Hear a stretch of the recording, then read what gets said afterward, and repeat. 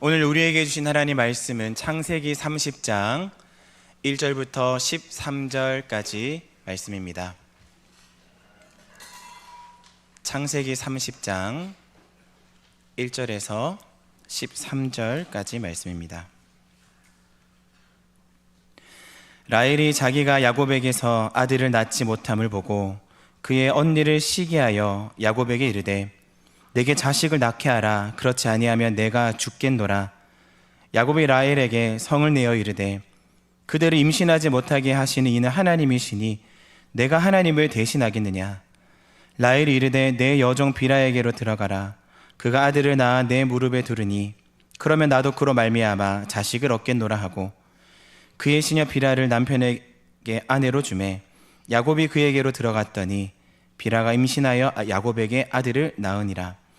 라헬이 이르되 하나님이 내 억울함을 푸시려고 내 호소를 들으사 내게 아들을 주셨다 하고 이로 말미암아 그의 이름을 단이라 하였으며 라헬의 시녀 비라가 다시 임신하여 둘째 아들을 야곱에게 낳으매 라헬이 이르되 내가 언니와 크게 경쟁하여 이겼다 하고 그의 이름을 납달리라 하였더라.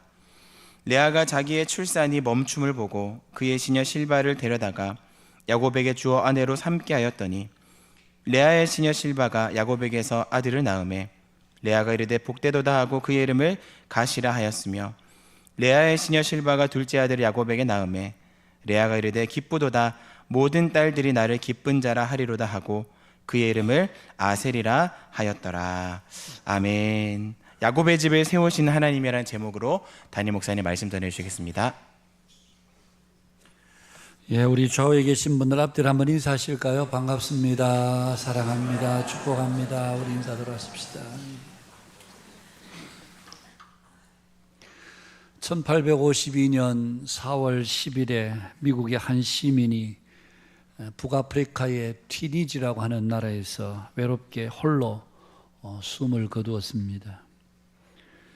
그로부터 31년이 지난 1883년 미국 정부는 군함을 보내서 그의 유해를 미국으로 다시 가져오기로 결정을 합니다.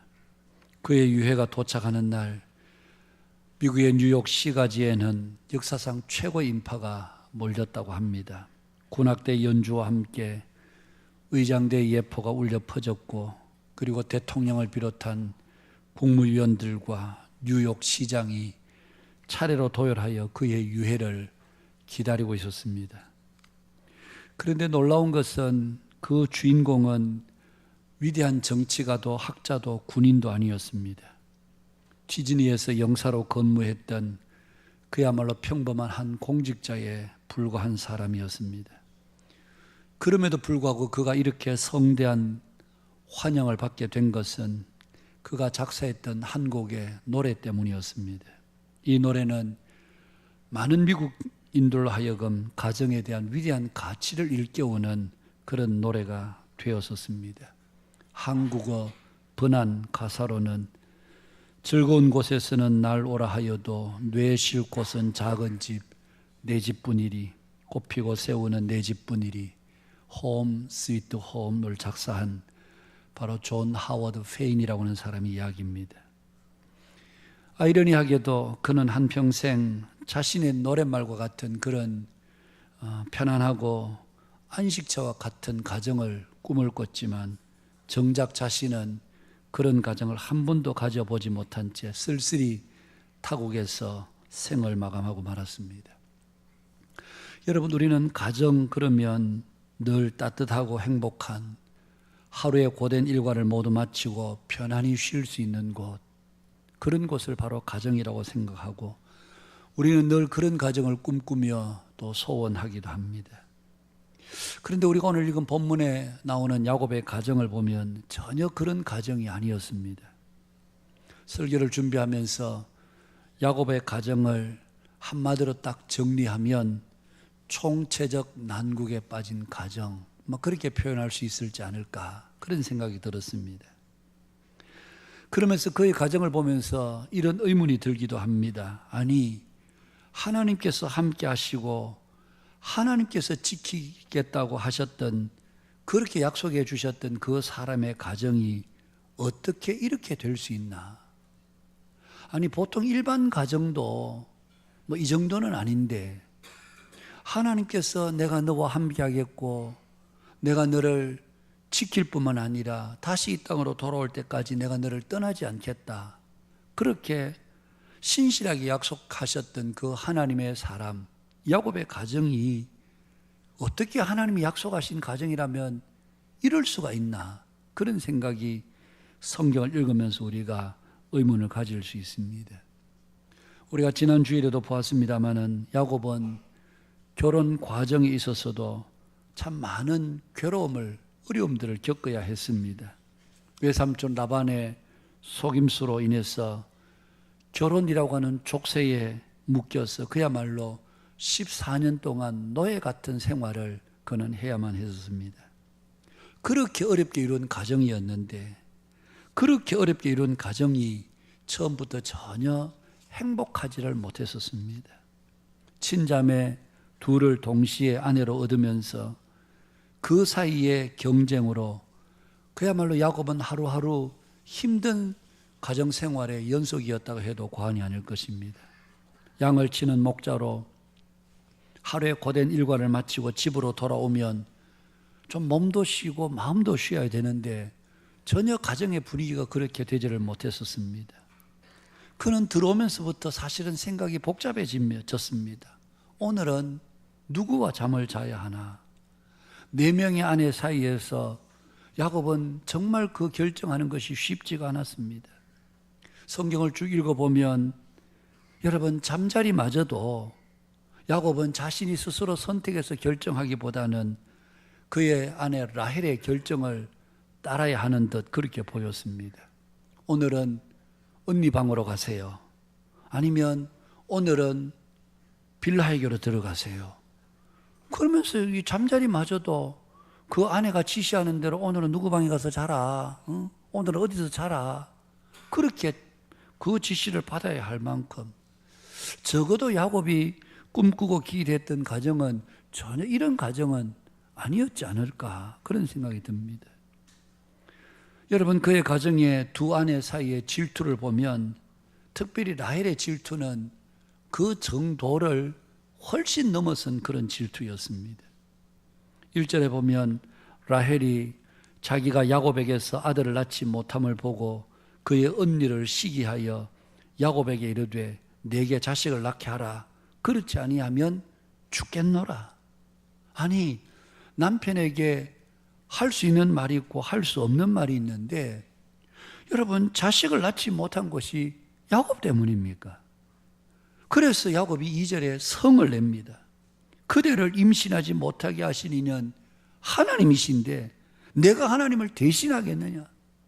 우리가 그냥 성경을 읽으니까 그 당시의 감정이나 뉘앙스를 우리가 충분히 살리지 못해서 그렇지, 아마 우리가 상황을 상상해 본다면 야곱은 그 라헬의 그 한마디 말에 그냥 불컥 화가 났던 것 같아요.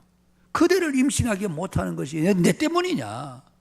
하나님이 당신의 임신을 막으시는데 내가 어떻게 하라고? 내가 하나님을 대신할 수 있느냐? 그러면서 그 아내에게 아마 역정을 내는 그런 뉘앙스였으라고 생각을 합니다. 정말 야곱으로서는 기가 막히는 일이었죠. 여러분, 우리가 창세기 앞부분에서도 봅니다마는 여러분, 사라나 리브가에게도 오래도록 자식이 없었습니다. 사라에게도 여러분 오래도록 자식이 없었고요, 리브가에게도요 20년 동안 자식이 없었습니다. 우리 뒷부분에 나오는 사무엘상에 보면 한나도 여러분 오래도록 자식이 없었습니다. 거대적 브릿나에게 온갖 수모와 굴욕을 당했습니다. 그럼에도 불구하고 하나님 앞에 살았던 그 경건한 여인들은 하나님의 때를 기다리고 기도했지, 남편을 원망하거나 내게 자식을 못 낳게 하면 난 차라리 죽어버리겠다, 이렇게 막말을 그냥 거침없이 쏟아낸 그런 여인들은 없었습니다. 그런데 오늘 라헬은 그 언니에 대한 시기로 말미암아 아주 고약한 성질을 그냥 남편에게 있는 대로 그냥 퍼부어대는 것입니다. 그래서 그의 여종 빌하를 남편에게 아내로 줍니다. 내가 안 되면 내 여종을 통해서로 난 아이를 낳아야 되겠다. 그러면서 그 여종 빌하를 남편 야곱에게 아내를 주었습니다. 그러자 그 언니 레아도 이에 질세라 그녀의 시녀 실바를 아내로 줍니다. 여러분 보시면 이게 이 한 가정 안에서 정말 이 아주 그냥 볼썽사나운 경쟁의 모습들이 하루가 멀다고 이 가정에서 일어난 것입니다. 여러분 야곱의 이런 가정을 가르쳐서 누가 이 가정 행복하다, 평안하다, 기쁘다, 즐겁다 그야말로 스위트홈이 될 수 있었겠습니까? 정말 하루하루 사는 게 그냥 막 고통과 어떤 막 보이지 않는 경쟁의 끊임없는 연속에서 사는 그런 가정의 모습을 오늘 적나라하게 성경이 보여주고 있습니다. 뿐만이 아니죠. 4명의 아내가 아이들을 차례로 낳기 시작하는데 그 이름을 보십시오. 하나같이 적어도 아들을 낳으면 하나님 앞에 먼저 감사하고 그리고 그 아이의 이름을 지을 때는 적어도 이 아이를 향한 하나님의 꿈, 하나님의 기대, 하나님의 소원 그걸 가지고 이 아이가 장차 자라서 하나님 앞에 이런 사람이 되면 좋겠다 그런 마음을 가지고 부모들이 보통 이름을 짓는데 그 이름을 짓는 내용들을 보면요 하나같이 유다라는 이름 하나 괜찮을까? 나머지 아이들은 모두 다 자기 중심으로 그 이름을 짓고 있는 것을 보게 됩니다. 하나님이 내 억울함을 푸시려고 내 호소를 들으셨다. 그리고 단이라고 지었습니다. 내가 언니와 경쟁해서 이겼다. 납달리라고 지었습니다. 내가 내 시녀를 내 남편에게 주었으므로 하나님이 내게 그 값을 주셨다. 이사갈이라고 지었습니다. 내가 남편에게 6 아들을 낳았으니 이제는 그가 나와 함께 살리라. 스불론이라고 지었습니다. 여러분 이 아이들의 이름들 속에 무슨 장래의 기대나 꿈과 소망이 있습니까? 모두가 다 마치 하나님께서 자신들의 소원이나 억울함을 풀어주시기 위해서 아들을 주신 것처럼 아들을 낳을 때마다 하나님이 내 억울함을 풀어주셨다. 하나님이 내 소원을 풀어주셨다. 하나님이 내 언니와의 경쟁에서 나를 이기게 하셨다. 아니 이게 지금 아이에게 지을 이름입니까? 그런데 오늘 야곱의 아내들은 하나같이 자식들의 이름을 그렇게 짓고 있는 것을 보게 됩니다. 그래서 성경을 보면서 야곱의 가정은 왜 이렇게 되었을까? 더 나아가서 성경은 야곱의 가정의 이런 볼썽사나운 이 자매들 간의 경쟁의 모습을 이렇게 왜 자세하게 기록을 하고 있을까? 아니 이런 내용은 좀 적절하게 좀 감추고 그냥 야곱의 아내들이 있었는데 아이들이 12명을 낳았다 뭐 이 정도로 이렇게 해도 될 것 같은데 하나하나 그 사이에 어떤 경쟁 관계 속에서 어떤 시기가 있었고 그 시기와 경쟁 때문에 아이를 낳았고 그 아이 이름을 이렇게 지었다. 누가 보더라도 이 가정이 여러분 온전한 가정, 건강한 가정, 행복한 가정이라고 누가 그렇게 말할 수 있겠습니까? 성경을 읽고 내려가면서도 야곱의 가정이 참 답답하다, 안타깝다 그런 마음이 우리에게서 들 정도로 그러면서 성경을 읽으면서 오늘 하나님은 창세기 30장을 왜 이렇게 자세하게 야곱의 가정의 모든 이 일들을 이렇게 적나라하게 기록했을까? 여러분 그 이유는 다른 곳에 있지 않습니다. 하나님은 우리가 우리의 인생의 가장 밑바닥을 우리가 보인다 할지라도 그런 우리를 통해서 하나님의 나라를 이루시는 분이라는 사실을 우리들에게 보여주기 위한 것입니다. 여러분 야곱의 가정에 부끄러운 민낯을 우리에게 지금 보여주고 있지 않습니까? 이렇게 야곱의 가정에 부끄러운 민낯을 우리에게 보여주시는 것은 바로 하나님께서 이런 가정을 통해서도 하나님의 나라를 세워가는 분이심을 우리들에게 보여주고 있는 것입니다. 이게 오늘 이 30장의 기록 이유입니다. 여러분 하나님이 함께 하시고 하나님이 지키시는 가정은 우리가 생각할 때 고상한 가정, 뭔가 믿지 않는 가정은 훨씬 다른 가정, 은혜가 있고 감사가 있고 좀 어려워도 서로 위로하고 격려하고 축복하고 그러면서 행복하고 따뜻하고 집에만 들어오면 그냥 모든 것이 다 마음이 편안한 그런 가정일 것 같은데 오늘의 야곱의 가정은 전혀 그런 가정이 아닌 아내들 사이에 끊임없는 시기, 경쟁, 질투가 있고 그 자식들을 낳을 때 다 자기 위주로 생각하고 이게 어떻게 믿음의 가정이라 할 수 있나 그런 생각이 들 만큼 이런 가정 가운데서도 하나님은 하나님의 나라를 세우시는 분이시다. 이것을 오늘 성경이 우리들에게 말씀하고 싶어하는 내용인 것입니다. 여러분, 하나님께서 오늘 저와 여러분을 부르신 것도 마찬가지입니다. 우리가 하나님의 부름받은 백성이 된 것은 우리가 괜찮은 사람이어서 그런 것이 아닙니다. 우리가 고상하고 예의 바르고 의롭고 순결하고 그래서 하나님께서 우리를 불러 하나님의 백성 자녀 삼으신 것이 아닙니다. 어떻게 보면 인생 밑바닥까지 훤히 들여다보이는 정말 보잘것없고 연약한 우리들임을 하나님이 뻔히 아시고서도 사실은 우리를 부르셨습니다. 우리 각자가 생각해 보면 여러분, 우리가 물론 괜찮은 모습을 보일 때도 있겠죠. 그러나 우리의 내면의 가장 밑바닥을 보면 정말 치졸하고 보잘것없고 형편없는 우리들의 모습일 때가 많습니다.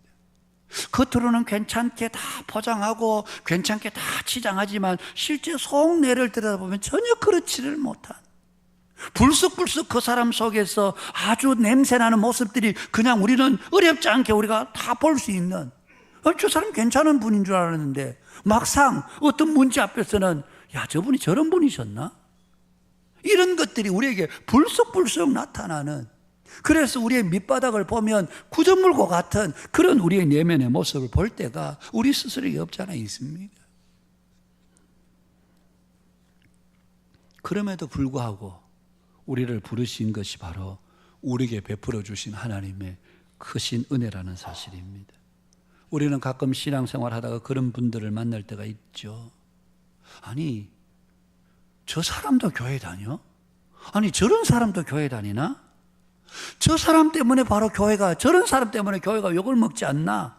여러분, 우리 눈에 그렇게 보이는 분들이 없지 않아 있습니다. 여러분 한번 생각해 보십시오. 여러분의 옆집에 야고가 같은 그런 집이 있다고 한번 생각해 보십시오. 대문에 버젓이 교패는 달아놓고서 사흘이 멀다 하고 서로 다투고 찌질이 벗고 서로 싸우는 가정이 있다고 생각해 보십시오. 하루도 바람 잘 날 없이 큰 소리가 나오고 서로 시기하고 질투하고 비난하고 그런 가정이 있다고 한번 생각해 보십시오. 여러분, 그런 가정이 있다고 하면 아마 저와 여러분의 생각이, 아니, 저 사람이 저러고도 교인이야? 아이, 참 부끄럽다. 아니, 교패나 그러면 떼고 그러지. 교패는 버젓이 걸어놓고 저렇게 싸우면 덕이 되겠나? 믿지 않는 사람들이 온 동네 사람들, 아이고 저 집 구석 속 시끄러운 집안이야, 그렇게 한다면 과연 덕이 되겠는가? 전도는 되겠는가? 그러면서 우리는 때로는 비난의 화살을 퍼붓는 그런 가정들을 우리가 만날 때도 있습니다. 그러나 사실은 오늘 저와 여러분의 모습이 바로 그와 같아.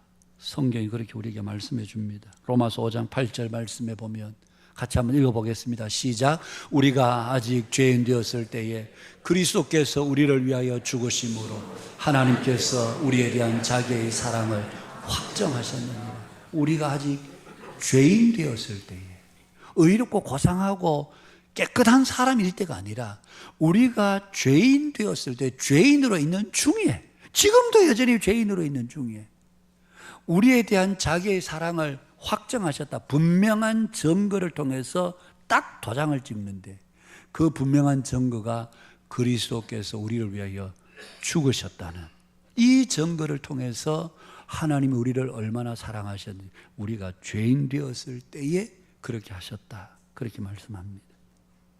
고린도전서에 보면 고린도 교회 성도들이 서로 당을 지어서 싸우는 그들에게 사도 바울은, 형제들아, 너희의 부르심을 보라. 너희 중에 문벌 좋은 자가, 가문 좋은 자가 많지 않고 지혜 있는 자가 많지 않고 강한 자가 많지 않다. 그럼에도 불구하고 하나님은 너희 가문도 좋지 못하고 지혜도 없고 강하지도 않은 너희들을 부르셔서 가문 좋은 사람들, 그리고 지혜 있는 사람들, 그리고 강한 사람들, 그런 사람들을 부끄럽게 하시려고 너희들을 부르셨다. 그렇게 사도 바울이 말합니다. 그러면서 고린도 교회 성도들을 이제 편지를 쓰면서 1장 초반부에 거룩하여지고 성도로 부르심을 받은 너희에게. 형편없는 그들이었지만 거룩하여지고 성도로 부름받은 너희들에게 내가 이 편지를 쓴다. 그러면서 고린도전서를 쓰고 있는 것을 볼 수가 있습니다. 우리 한 사람 한 사람 부족하기 짝이 없습니다. 그럼에도 하나님은 우리를 부르셔서 마침내 하나님 나라에 합당한 열매를 맺게 하신다는 사실입니다. 야곱의 12아들 요셉 하나 제외하고를 보면 변변한 아들이 없었습니다. 그럼에도 하나님은 그들을 이스라엘의 12지파가 되게 하셨고, 그리고 하나님 나라의 12기둥이 되게 하셨습니다. 여러분, 우리 눈으로 볼 때는 형편없는 가정이고 문제가 많은 가정이고 정말 믿음의 가정이라고 말할 수조차 없는 그런 가정이었고, 아들 하나하나를 봐도 변변히 내놓을 만한 것이 없는 그들이었지만 하나님은 그들을 통해서도 하나님의 나라의 기초를 근간을 이루시고 12지파 12기둥이 되게 하셨던, 이게 오늘 창세기 30장에 야곱의 가정의 적나라한 모습을 우리에게 보여주시면서 이런 가정이었음에도 불구하고 하나님은 이 가정을 이끌어서 이스라엘의 기초가 되게 하셨다는 사실을 오늘 우리들에게 보여주고 있는 것입니다. 오늘 우리의 가정들도 생각해 보면 문제 없는 가정은 아무도 없습니다. 다 문제가 많습니다. 단지 크고 작은 정도의 차이는 있을 뿐이지 우리 모두의 가정에 문제가 많습니다. 그런대로 문제가 적당히 넘어가는 가정도 있고 문제가 심각한 가정도 있고, 그런 심각한 가정에 우리 가정에 소망이 있나? 우리 가정이 이래가 되겠나?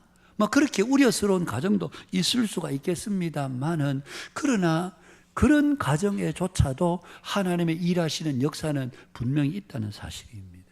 우리 자신도 예외가 아니잖아요. 우리 자신들을 들여다보면 나는 왜 이럴까?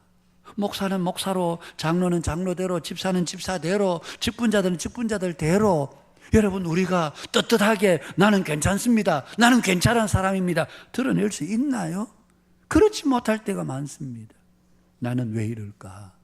그렇게 자신의 부족함을 적나라하게 보일 때도 있지만, 그럼에도 불구하고 그런 연약한 우리들, 보잘것없는 우리들이지만 하나님께서 우리를 이끄셔서 하나님 나라의 귀한 열매가 되게 하시는, 이것이 바로 오늘 이 구약의 창세기에 하나님의 구속 역사를 쓰시면서 구속 역사를 써내려가는 가운데 야곱의 가정을 통해서 이런 가정, 지난주에는 우리가 야곱이 라반에게 계속 속임을 당하고 노예와 같은 그런 생활하는 가운데서도 하나님께서 야곱을 붙드셨다면, 그렇게 이룬 가정, 야곱의 가정에 이런 문제가 많고 아내들끼리 서로 시기하고 경쟁하고 자식을 낳아도 자기 중심으로 생각하고 이랬던 가정조차도 하나님은 이끌으셔서 하나님 나라의 기초를 이루시고 12기둥이 되게 하셨던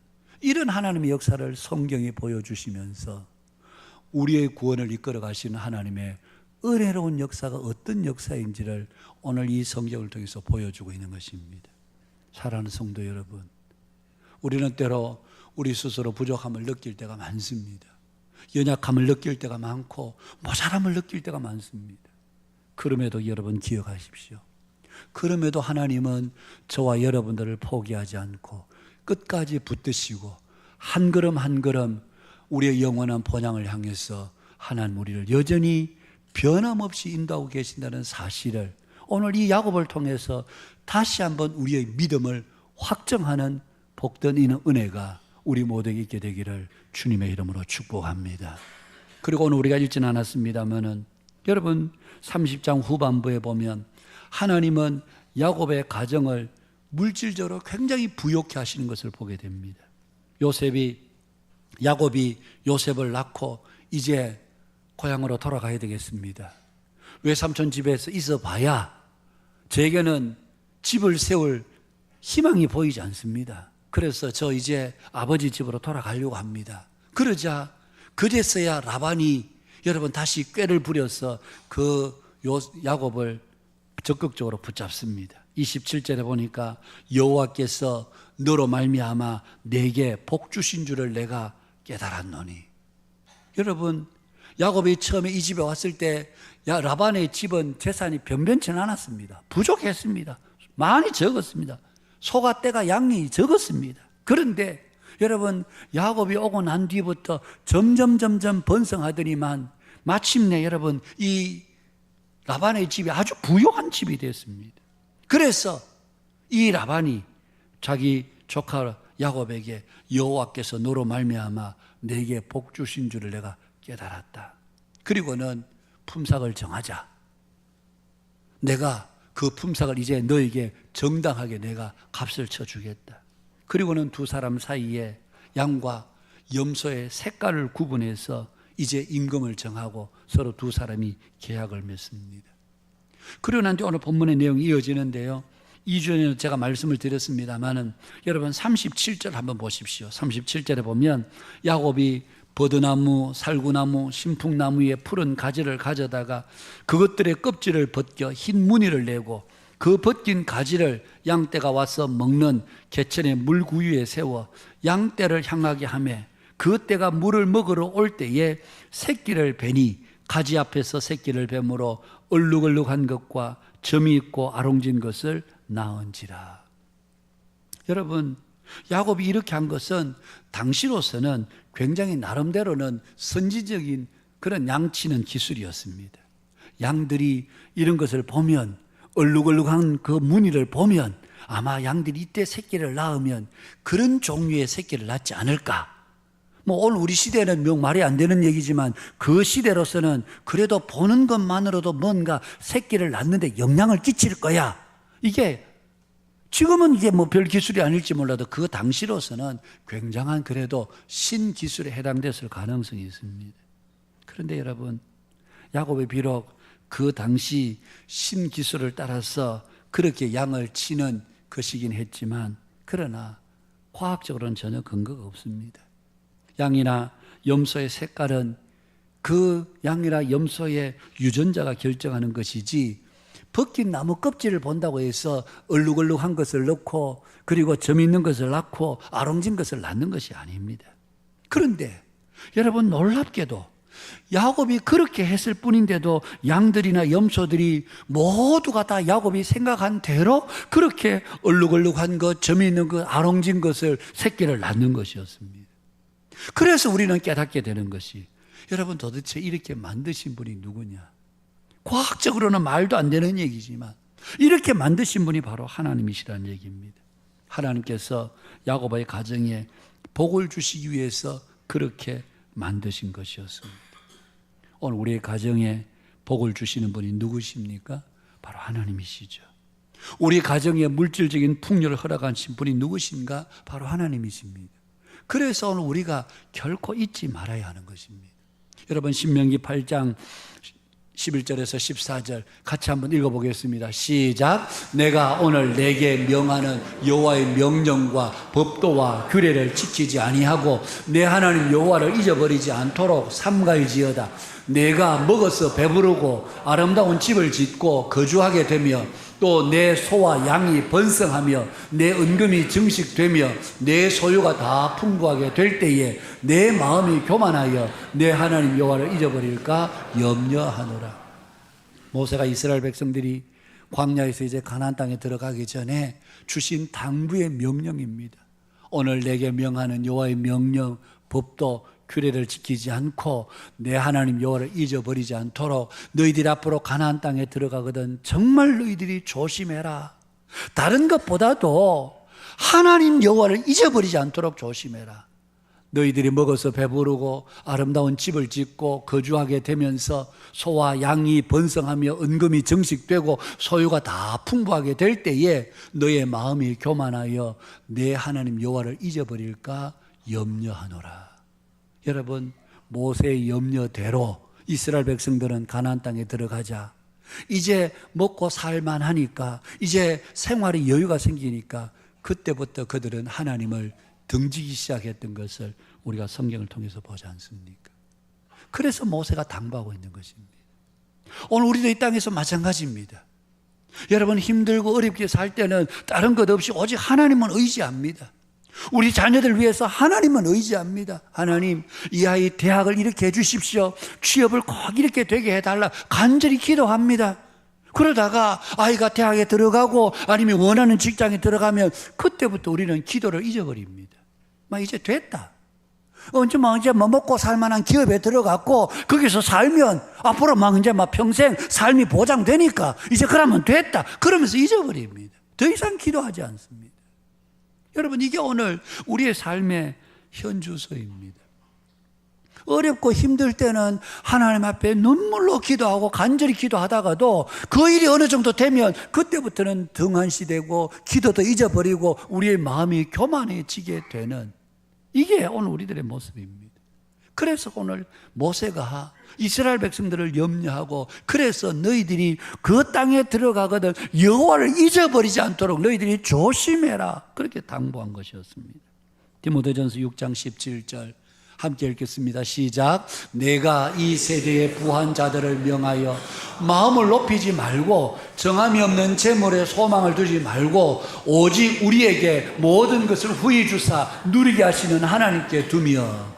여러분, 사도 바울이 에베소 교회를 담임했던 목회자 디모데에게 권면한 말씀입니다. 디모데야, 이 세대에 너희 가운데 부한 자들에게 명하여서 마음을 높이지 말아라고 그래라. 정함이 없는 재물에 소망을 두지 말아라고 그래라. 오직 우리에게 모든 것을 후히 주사 우리로 하여금 누리게 하시는 하나님께 두도록 에베소 교회 성도들이 그렇게 가르치라, 그렇게 주신 말씀입니다. 사랑하는 여러분, 부한 자들에게 뿐만 아니라 오늘 저와 여러분들의 마음을 높이지 마시기를 바랍니다. 우리의 마음을 자꾸 스스로 높여서 하나님 없이도 살 수 있는 자처럼 우리의 마음을 높이지 말고, 우리가 걱정, 근심, 염려 없다고 해서 우리의 마음이 교만해지지 말고, 정함이 없는 재물에 우리의 소망을 두지 말고, 내가 먹고 살 수 있는 것이 좀 여유가 있다고 해서 그것 때문에 내가 이 세상살이에 걱정 없다, 그렇게 생각하지 말고, 정함이 없는 재물에 소망을 둘 것이 아니라 우리에게 모든 것을 후히 주시고 누리게 하시는 그 하나님께 모든 소망을 두어라, 두게 해라. 창세기 33장 11절 말씀 함께 읽겠습니다. 시작. 하나님이 내게 은혜를 베푸셨고 내 소유도 족하니. 이 말은요, 야곱이 그의 형 에서를 만났을 때 했던 말입니다. 우리는 야곱이 외삼촌 집에 20년 동안 살면서 아주 야곱에 대해서 좀 안 좋게 말씀하는 분들이 많더라고요. 그런데 저는 적어도 창세기를 보면서 야곱에 대해서 그렇게 안 좋은 생각이 별로 들지 않습니다.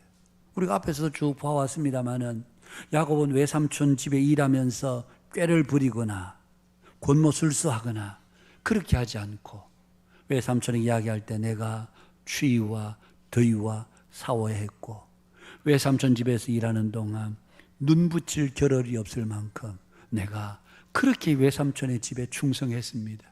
내가 오기 전에는 외삼촌의 이 양떼가 작았는데, 그런데 내가 오고 난 뒤로 이 양떼가 얼마나 늘어났습니까? 여러분, 그만큼 야곱이 많은 수고를 아끼지 않고 열심히 했다는 얘기입니다.